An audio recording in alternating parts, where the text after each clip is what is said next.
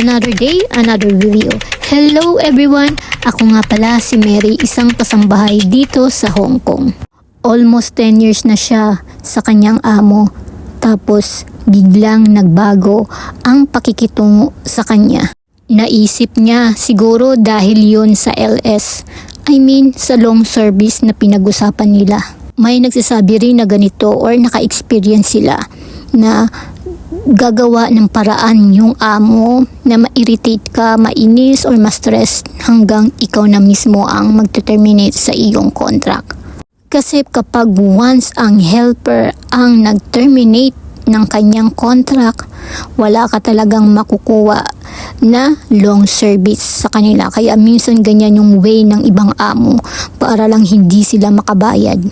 Kaya yung iba nagtitiis alang-alang sa long service. Yung amo ko nag-offer about sa long service kaya tumagal na ako sa kanila. Almost 9 years na pala ako. Grabe, kabilis. Pero take note, hindi mandatory ang long service dito sa Hong Kong. Kaya kapag may usapan kayo ng iyong amo about sa long service at nag-agree siya, mas maigi na may kasulatan kayo. Hanggang dito na lang. Thank you for watching.